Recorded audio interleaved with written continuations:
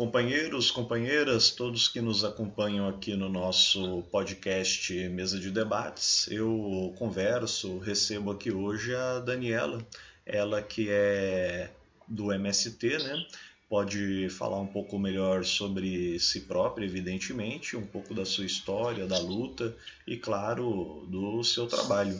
Daniela, primeiramente, bom dia, né? E obrigado por aceitar o nosso convite. Bom dia, eu que agradeço o convite de vocês. Maravilha. Daniela, você primeiramente é de onde, né? Nascida onde, criada onde, né? Fala um pouquinho assim de você, da sua história. Então, eu nasci em São Paulo, né, na cidade de São Paulo, mas vim muito pequena morar na cidade de Pindamonhangaba. Passei a primeira infância ali no Vale das Acácias, Moreira César, e aos 8 anos eu vim morar no Arabicano. E depois, aos 18, que fui conhecer o movimento e morar em outras cidades do Vale do Paraíba. Mas digo que sou pindense, sou daqui de Pinda mesmo. Entendi. Então é uma paulistana de coração vale paraibano, né? Sim, sim. Perfeito. Você disse que conheceu o movimento aos 18, né? Antes disso, você já tinha, assim, pelo menos uma noção, o famoso ouvia falar, ou só foi entrar em contato mesmo aos 18 anos com o movimento?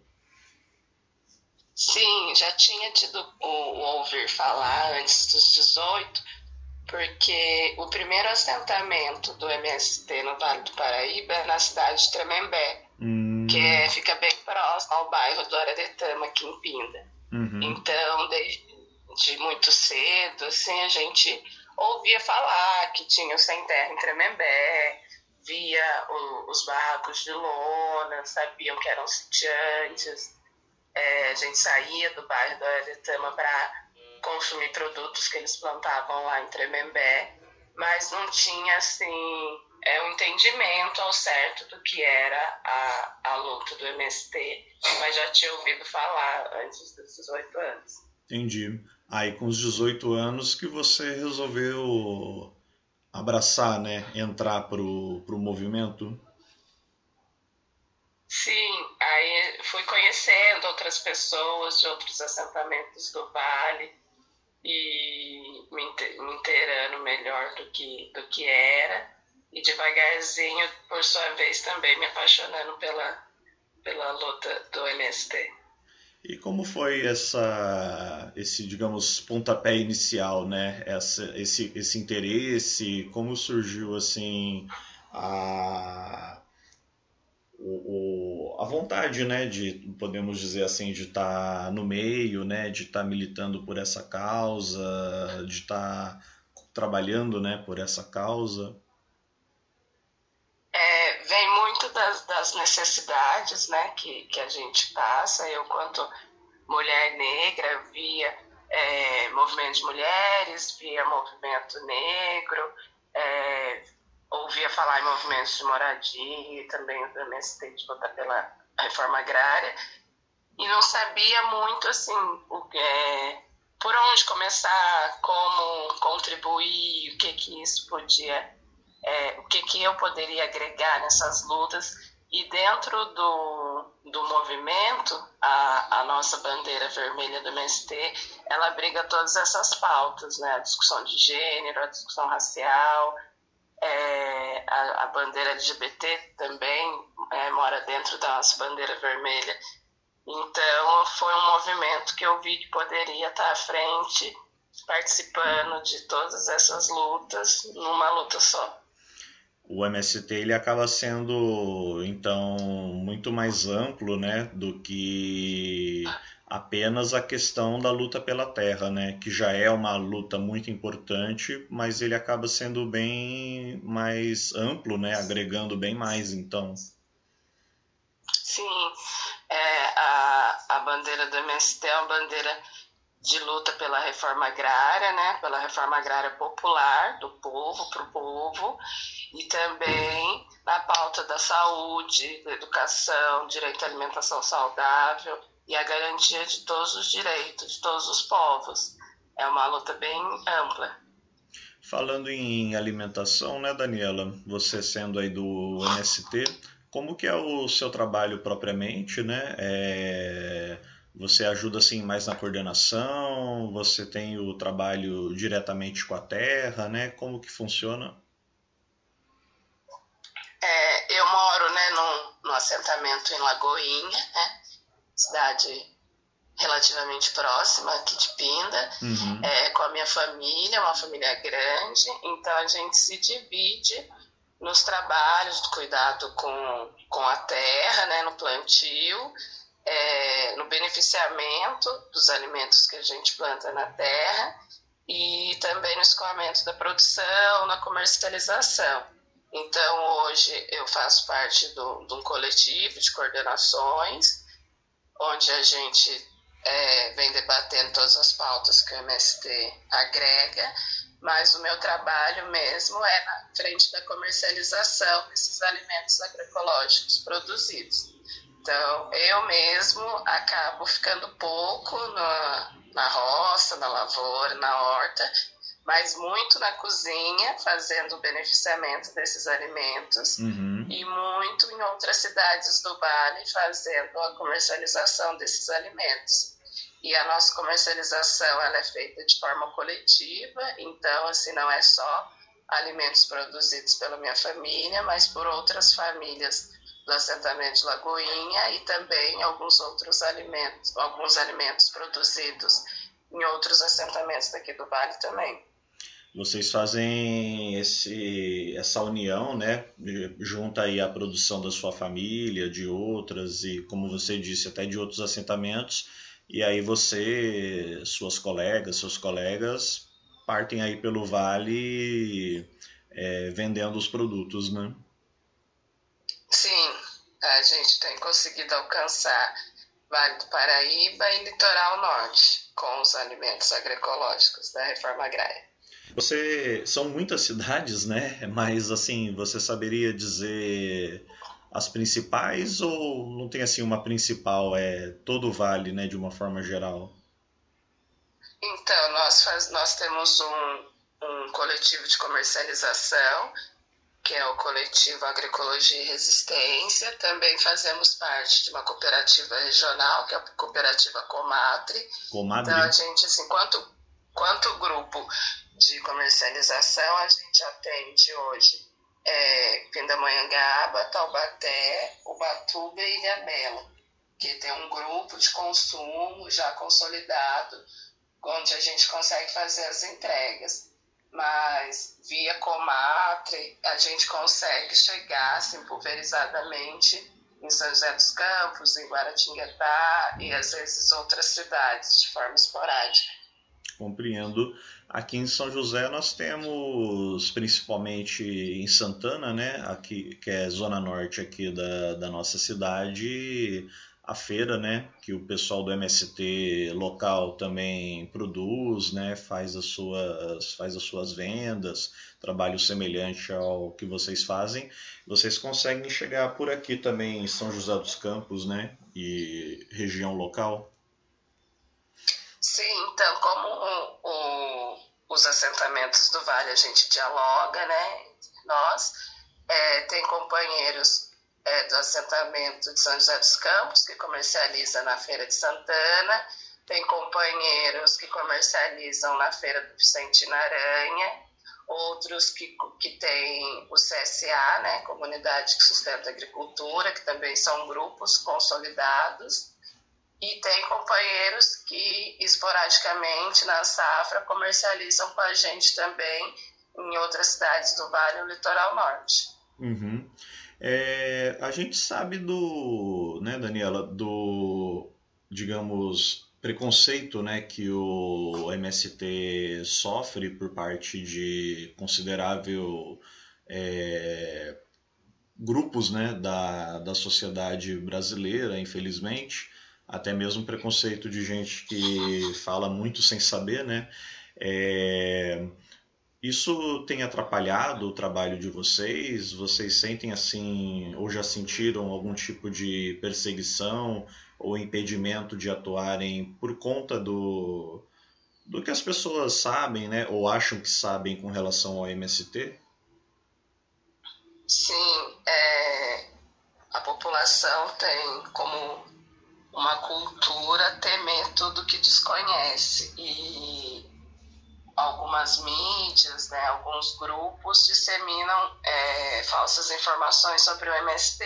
Então a gente acaba sofrendo preconceitos, algumas limitações, mas apesar do mundo ter virado de ponta cabeça nos últimos 4 anos, a união do povo foi muito importante para desmistificar muitas falsas informações e o MST garantiu a chegada de alimento saudável na população mesmo de base, e isso fez com que mais pessoas pudessem conhecer o trabalho do MST, entender como que é o trabalho e com isso a gente tem superado esses preconceitos, essas contra-informações. Inclusive isso ajudou bastante, né, quer dizer, pelo menos em alguns aspectos, a mudar o olhar, né, que as pessoas tinham sobre o MST, né? Vocês ajudaram muito e não só o próprio MST divulgava, né, mas outros jornais, inclusive a gente também do podcast Mesa de Debates divulgava, né, como o MST vinha através dos seus produtos auxiliando, cooperando com a população faminta, né, nesses anos de pandemia e crise, né, de uma forma geral. Sim, essa proximidade das pessoas que não tiveram acesso à informação, que infelizmente essa proximidade se deu por meio da fome, né, do caos instaurado pela pandemia e pelo desgoverno Bolsonaro, também fez com que a população fosse enxergando o que é o trabalho do MST e apoiando, e hoje em dia a gente conseguiu romper outras cercas também. Vocês conseguem, digamos, apesar do trabalho mais independente, né, do MST, vocês acabam conseguindo ou até mesmo buscando algum tipo de auxílio das prefeituras locais ou mesmo outras instituições locais? Sim, a gente, em todas as cidades, né, do Vale, onde tem os assentamentos do MST, tenta-se fazer as discussões com as prefeituras, algumas mais abertas, outras nem tanto, tentando garantir que seja feita as políticas públicas, né, de compra de alimento da prefeitura com agricultura familiar para merenda escolar, a garantir o acesso às feiras, mas a gente, fora as prefeituras, sempre faz parcerias com institutos, com ONGs, com vários segmentos, porque a gente entende que a luta também é para além dos nossos sítios, para além das nossas porteiras. Então a gente acaba tendo muita ajuda, e no momento em que o governo federal, o governo estadual cerceou todo o apoio técnico à agricultura familiar e aos assentados, muitos outros meios de assistência técnica foram vindo solidariamente para o campo. Aproveitando esse gancho, Daniela, como você analisa na área da agricultura, né, principalmente da agricultura familiar, o que foi os últimos anos, né, ou agora que está acabando, né, a gestão Bolsonaro de uma forma geral? É uma análise terrível e uma sensação de alívio de que está acabando. O agricultor familiar, ele perdeu acessos a créditos que tinha, a liberação de usos indiscriminados de veneno trouxe também uma contra-informação para a população de que o país era tinha essa necessidade de produzir com veneno, quando o pequeno agricultor, né, ele sabe que não precisa, criou competições desleais de mercados para o pequeno agricultor, deixando muitas famílias de pequenos agricultores, isso não só dentro do MST, mas de agricultores de uma forma geral, reféns, né, dos desmandos do governo, a ponto de muitos agricultores deixarem os seus sítios para ir procurarem outros empregos fora e até mesmo de jogar comida fora, alimento saudável que poderia estar sustentando a família dele, abastecendo o comércio local por falta de infraestrutura que tanto o governo federal quanto o governo do estado não oferece para a agricultura familiar. Compreendo. A gente sabe que são visões de mundo diferentes, né? Formas de governar diferentes, mas o presidente Lula, o futuro presidente Lula, enquanto presidente nas primeiras vezes, né, acabou abraçando também setores, digamos, conservadores, né, do campo. Ele procura ter uma postura mais dialogável com o agronegócio, né? Inclusive o setor nocivo do agronegócio. Isso preocupa vocês ou vocês entendem que é apenas uma forma de contornar, que vai ser melhor, né, para os próximos anos? A gente, né, quanto MST, a gente participou, né, da necessária campanha para eleger o presidente Lula, por entender que era o necessário, mas quanto movimento também estaremos desde o primeiro dia de mandato com os olhos em tudo que acontecer e prontos para discutir, para questionar, justamente por ter feito parte dessa construção da eleição. Então a gente entende o que já foi nos outros mandatos, entendemos os avanços e os retrocessos e vamos estar fazendo essa frente de apoio ao presidente Lula, mas também de questionamento, porque é inaceitável, né, diante a emergência climática que a gente vive, que existam governos permissíveis à poluição do meio ambiente, à degradação das nossas matas. Essa é uma das pautas que a gente fica bastante preocupado, né? Repetindo, a gente sabe que são governos diferentes, né? Não dá para comparar Bolsonaro e Lula, porém o futuro presidente Lula, né, e o PT de uma forma geral, eles acabaram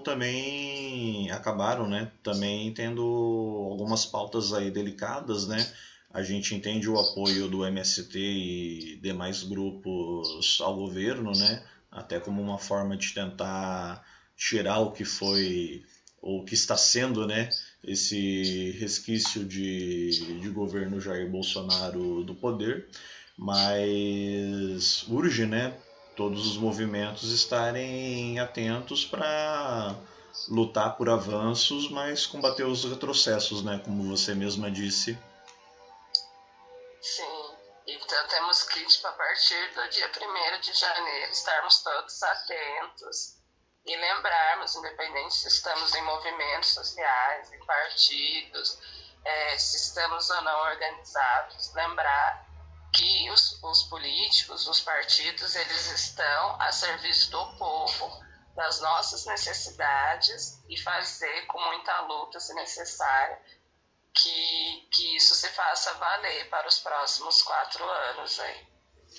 Fora que muitos companheiros, né, foram eleitos, inclusive, né, o MST e outros movimentos de luta conseguiram, apesar de um parlamento bastante conservador, né, mas os movimentos de luta também conseguiram fazer seus nomes, né? Sim, um avanço para os movimentos sociais, né, para a luta do povo, a gente ter parlamentares forjados na luta social e agora passando para a luta partidária, que também era um campo necessário. Então, esses novos olhares vindo para a política daqui para frente, a gente tem esperança de que a gente consiga mudar um pouquinho. Maravilha. Daniela, quem quiser conhecer o MST, em especial o assentamento em Pinda, né, o grupo de vocês da região de Pindamonhangaba, pode fazer, né? Ou se não quiser necessariamente conhecer, mas está ajudando, né, está adquirindo a produção. Então, hoje nós temos o Empório Filhas da Luta, que fica no Araretama, na cidade de Pindamonhangaba, que o Empório Filhas da Luta ele é um espaço de comercialização do MST, mas também é um espaço que abriga o MTST, com o projeto da Cozinha Solidária. Uhum. Então, a cada 15 dias temos atividades aqui, né? Fizemos a última ontem e vamos retornar dia 21 de janeiro, para quem quiser fisicamente vir. E as pessoas podem procurar também no Instagram, agroecologia.e.resistência, que vai ter as informações do por onde a gente tem circulado no Vale, os eventos que a gente faz aqui no Vale do Paraíba, nos assentamentos, eventos de plantio de árvores, de bioconstrução, informações sobre os nossos parceiros. Então, as pessoas podem estar entrando nesse Instagram e também, para fortalecer uma luta ampla, seguindo lá nossas páginas do MST do Estado de São Paulo, página do MST Nacional, e dessas formas vai conseguir saber onde que tem alimento saudável na sua cidade, onde que tem plantio de árvore e o que pode contribuir com a luta. Esse é o lado, né, que a gente gosta do mundo digital, né, que de uma certa forma facilita bastante a busca aí pela informação. Peço até que você repita o Instagram, né, para as pessoas poderem encontrar com mais facilidade. agroecologia.e.resistência. Aí lá vai constar os nossos conteúdos aqui, mais Vale Paraibanos. Perfeitamente. Daniela, agradeço aí pelo nosso papo, né? Acho que deu para contribuir bastante aqui com o canal, com a pegada do canal de estar dando voz aos movimentos sociais de esquerda, né? Com um viés progressista aí de luta para a sociedade, e em especial o MST, que é bastante, já tem uma história aí bem consolidada, né? Se eu não estou enganado, desde 1984, se eu não estou enganado.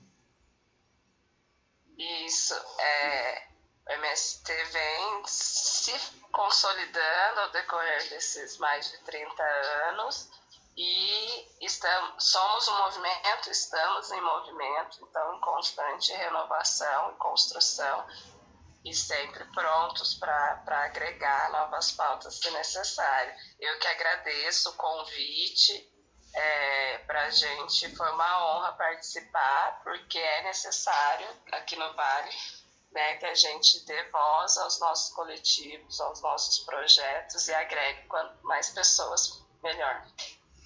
Perfeitamente. Caros ouvintes, companheiros, companheiras, todos que nos acompanham, falamos aqui com a Daniela do MST, né? E claro, fazemos o convite aí a entrarem no Instagram, procurarem, né?